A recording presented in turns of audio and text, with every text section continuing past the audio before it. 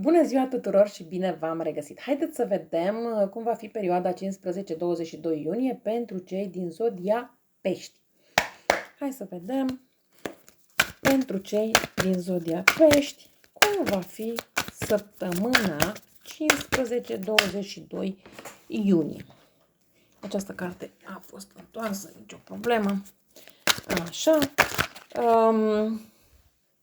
O să vedem și din punct de vedere general, dar bineînțeles că și pe planul iubirii, carierei, sănătății, da, o să luăm și, de ce nu, și inclusiv surpriza săptămânii pentru voi, să vedem exact care este situația la voi, cum este această săptămână pentru voi.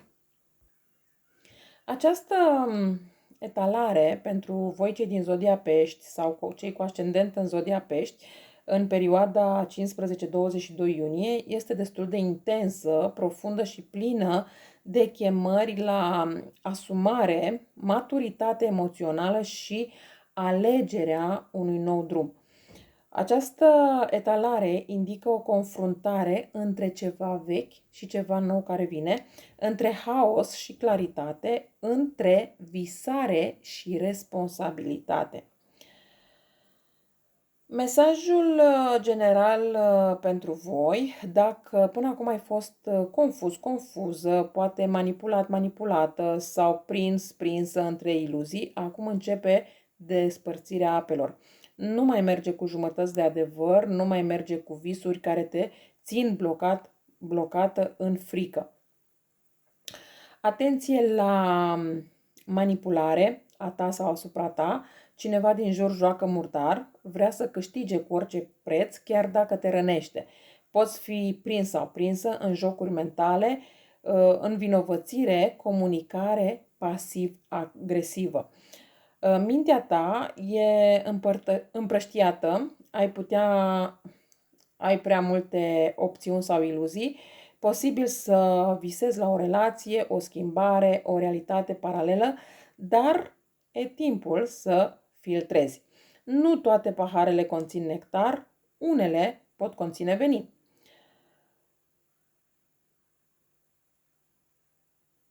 Văd că aici e vorba de o legătură profund emoțională, dar și cu maturitate emoțională.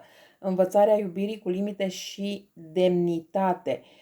Tu ești o persoană fertilă, o persoană creativă, o persoană generoasă și chiar o persoană deschisă. Iar celălalt este, sau poate fi vorba de o altă parte din tine, emoțional disponibil, dar reținut. Poate un partener care simulează profunzimea, dar nu se deschide cu adevărat. Poți fi prinsă într-o relație unde tu dai tot, iar celălalt pare implicat, dar nu acționează, sau ești atrasă de cineva care e emoțional inaccesibil. În planul carierei, se pare că vorbim de colaborare, muncă în echipă, dar cu destul de multe tensiuni. Ai de-a face cu opinii diferite, poate oameni care nu trag în aceeași direcție. E o competiție acolo, dar nu e neapărat destructivă dacă știi să-ți păstrezi direcția. Posibil să fii într-un mediu unde trebuie să lupți pentru a fi auzit sau auzită. Este bine să eviți conflictele gratuite, dar nu îți pierde vocea. Spiritual sau energia ta interioară în această săptămână, vorbim aici despre o combinație explozivă, dar și eliberatoare. Ții totul în tine, îți controlezi impulsurile, dar ai o forță interioară destul de masivă. Îți refuzi haosul, dar poate și libertatea. Vine chemarea, vine începutul, vine riscul.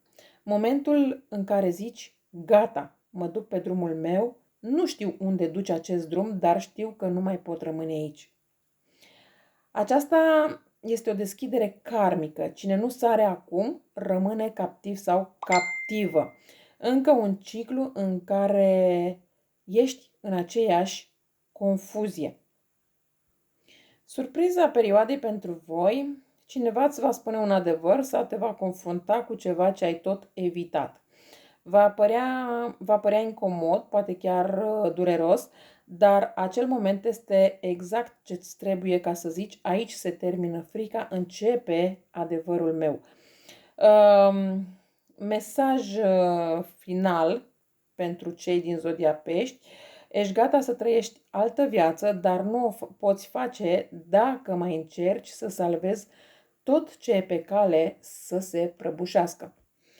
Mai pot spune aici că în această săptămână mintea ta este prinsă într-o tensiune între ceea ce știi că trebuie să faci și ceea ce speri că poate încă se va întâmpla, deși ți-ai cam dat seama că e iluzie.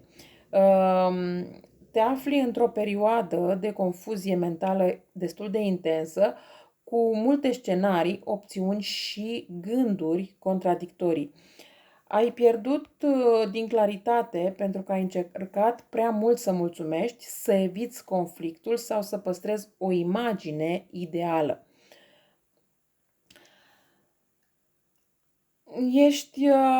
Aici mai pot spune că ești destul de dependentă emoțional sau poate sexual sau poate chiar financiar de partener sau parteneră.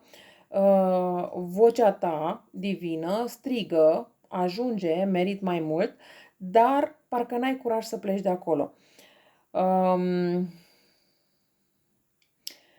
Într-adevăr, acest partener pe care îl ai pare o persoană destul de matură, dar refuză să se implice total. Așa că tu vei avea parte de durere, regret și abandon emoțional, tocmai de ceea ce, cum se spune, de ce ți-e frică de a nu scapi. Iubirea te hrănește, captivitatea te sleiește. Nu mai numi profund ceea ce e doar confuz. Inclusiv la carieră, în carieră trebuie să te afirmi mai clar. Dacă până acum, atât din punct de vedere al relațiilor, atât din punct de vedere al carierei, ai stat într-un loc retras sau retrasă, acum e timpul să ieși la suprafață. Este ca atunci, mi-a venit acum în cap, acea imagine în care înainte, la școală, copiii când erau puțin obraznici, profesoara sau învățătoare punea la colț. Da? Deci cam așa ești și tu în acest moment, ai fost pusă la colț și pe planul iubirii și pe planul carierei, dar acum este momentul să pleci, pentru că timpul tău de a sta la colț a expirat. Pe partea sănătății, să știi că energia ta vitală e blocată tocmai din cauza reprimării continue a emoțiilor și a fricii de a spune nu. Te aperi constant, dar nu-ți dai voie să strălucești. Pare că te zbați să te menții, nu să crești. Așa că ți se recomandă un detox emoțional. Poate să ai un jurnal, să faci mișcare, să faci respirație profundă. Închide canalele prin care curge vinovăție sau rușine, iar dacă poți, măcar într-una din zile, să stai de una singură, să te odihnești și chiar să dormi, să știi că faci foarte bine, pentru că îți vei da seama că te vei simți bine tu cu tine. Așa că cam astea au fost informațiile și pentru voi, pentru săptămâna 15-22 iunie. Eu vă mulțumesc că m-ați ascultat și vă doresc o seară plăcută în continuare.